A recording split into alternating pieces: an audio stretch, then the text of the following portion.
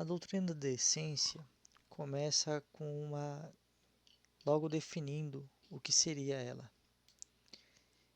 E a essência ela pode ser dita como uma reflexão interna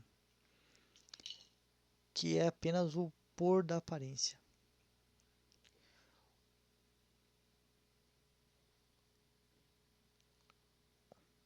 O imediato, enquanto ele foi negado, seu ser, ele se entende como essência, mas essa essência ela necessariamente precisa ter uma aparência fora. E essa aparência é o primeiro capítulo da essência.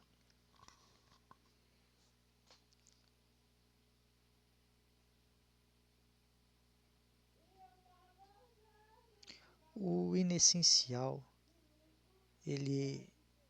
esse primeiro momento da aparência, como o ser imediato, que ele é simplesmente um negativo da essência. Por outro lado, a aparência é uma forma mais determinada, porque ela é o negativo, é o inessencial como inessencial, se sabendo fora da essência.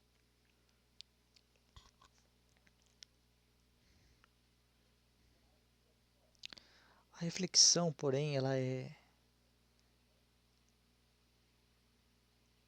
a própria negatividade assumida pela aparência. É a aparência que se sabe como... Não que se sabe, mas ela agora toma como si própria uma negatividade, como algo positivo.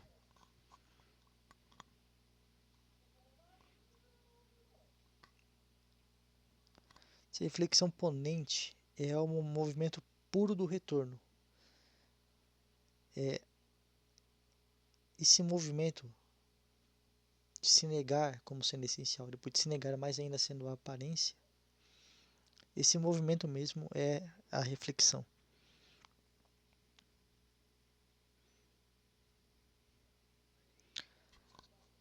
A reflexão exterior seria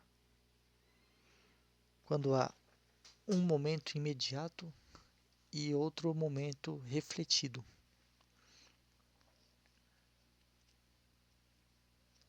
Que são as duas separações. Enquanto é um mero negativo e quanto é um negativo que se vê como positivo. A reflexão ela tem essas duas características. E por fim, a reflexão determinante.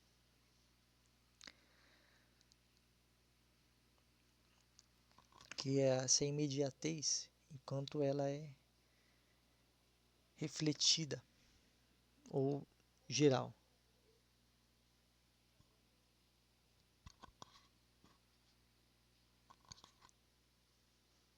Ou seja, a reflexão é com uma negatividade para todos os lados.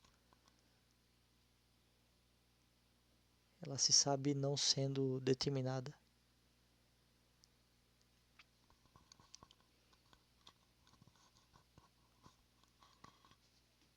Foi se ampliando as negações. Primeiro era uma negação simples, depois uma negação que se torna positiva, por fim uma negação para todos os lados, para tudo que... para a essência, para outros seres. Agora vendo do outro lado, o movimento da essência em si, primeiramente ela é contraposta a essa reflexão que é negativa para... que é totalmente negativa. A essencialidade ela também se determina como algo específico. Ela era um negativo, mas ela agora digamos que está posta e é determinada assim como a reflexão.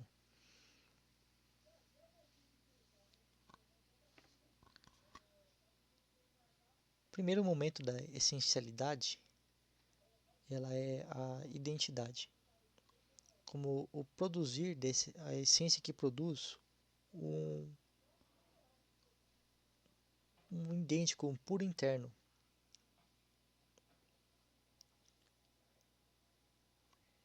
Ela se põe como algo pacífico, ao qual se contraporia a diferença, que o idêntico, esse puro simples, ele, mesmo quando ele se diz igual a si mesmo, ele já se pôs do outro lado. Ele, pelo menos ele é o outro lado da igualdade. Eu igual a eu, A igual a, B igual a B. Simplesmente de pôr um outro já é uma diferença.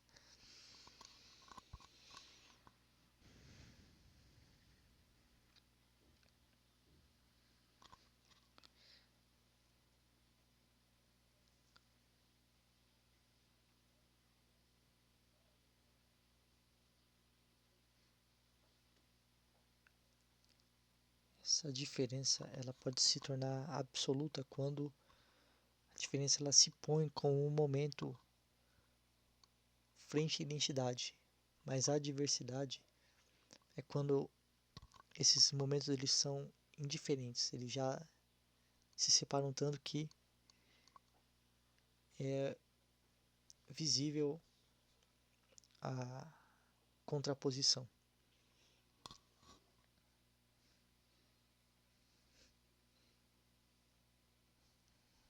O próximo momento da diferença seria a diversidade. Primeiro seria a diferença absoluta e agora a diversidade. Seria a diversidade e depois a oposição. Enquanto o igual, o desigual, o idêntico e não idêntico, a diferença e a indiferença, elas são opostas. Elas não são mais indiferentes, mas elas, se pondo o seu próprio ser, elas negam a outra. Então surge o momento da contradição, que é quando a oposição ela se assume e tem um ser. A oposição como um constitutivo mesmo da essência. Então, chegamos ao terceiro momento da aparência, o terceiro momento da essência como reflexão interna, que é o fundamento. Esse fundamento, primeiro, no princípio, ele é o abraço, a união do positivo como negativo, da oposição. E ele se reflete no fundamento, primeiramente no fundamento absoluto.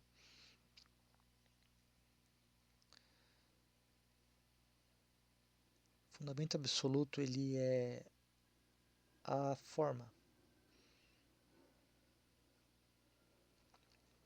Primeiramente, com uma determinidade, uma qualidade, além da essência. O fundamento é apenas enriquecido com esse processo de afastar de si a aparência. Por outro lado, a forma, ela também possui um substrato na matéria. Ela como que deduz de si uma matéria, um piso sobre o qual ela se apoia. Mas compreendendo-se com unida a matéria, o fundamento ele é o conteúdo, quando a riqueza da união da forma e da matéria, da forma que está além da essência.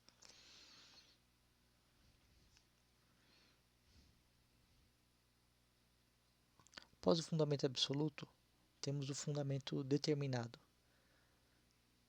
Um fundamento que ele é primeiramente formal, enquanto ele separa o fundamentado.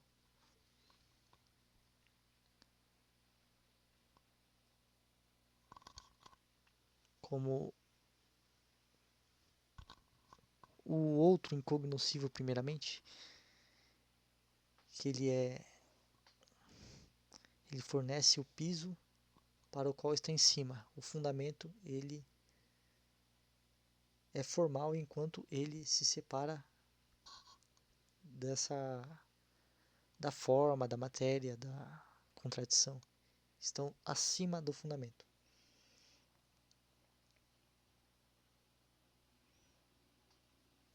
Mas ele se torna fundamento real quando ele toma esse fundamentado com uma característica sua.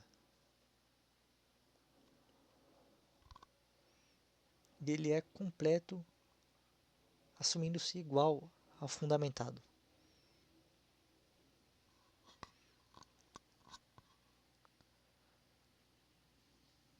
Por fim, o último momento da essência como reflexão interna é a condição. Primeiramente, como relativamente incondicionado. O ser imediato, ele é condição. A partir do fundamento, são oferecidas condições. E o fundamento ele é incondicionado. Pelo menos com relação a certos aspectos. O incondicionamento absoluto é quando a condição ela se demonstra como o próprio fundamento. E por fim, a coisa ela é a reunião a partir do surgimento de todas as condições necessárias para o surgimento de alguma coisa.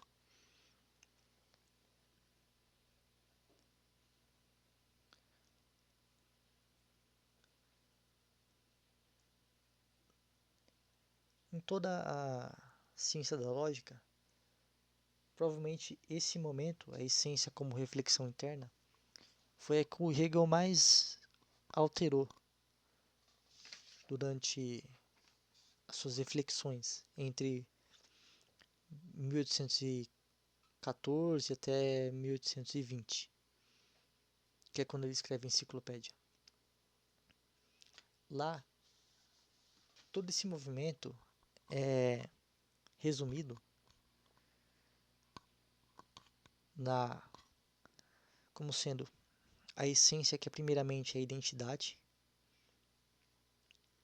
que depois da medida ter sido enriquecida como um ser com medida interna, medida externa, com propriedades próprias, a essência ela se demonstra como sendo primeiramente a identidade consigo mesma, que está abaixo desse substrato que pode ser medido, quantificado ou qualificado. Após isso, a diferença é a união da identidade, é a desunião, é o fato da identidade ela não poder ser categorizada sem você pôr ela a alguma qualidade. A identidade ela precisa se diferenciar.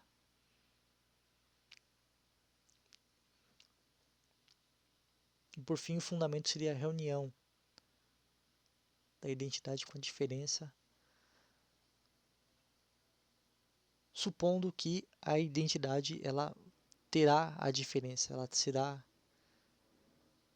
passível de novas determinações, etc. Então, a identidade, o fundamento, ele fornece a base sobre o qual é concluída a existência de qualquer coisa. E por fim, ele daria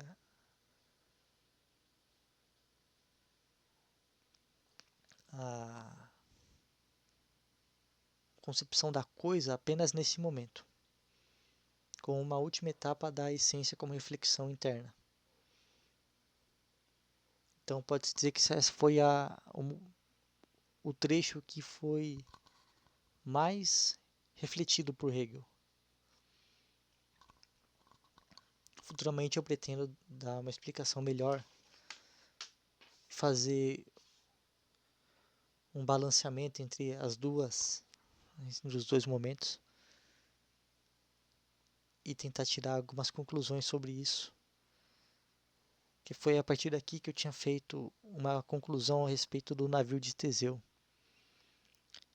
que ele mantém o seu fundamento, apesar da diferença que é você tirar ou pôr um pedaço de madeira. Sabe que o navio é idêntico, mas alterando um pouco ele já oferece uma diferença. Porém, o fundamento permanece o mesmo. Então a resposta do navio de Teseu é que não importa quantas vezes você mude, se você troque as madeiras, você construa um outro navio com aquelas madeiras, ainda assim aquele navio permanece o mesmo.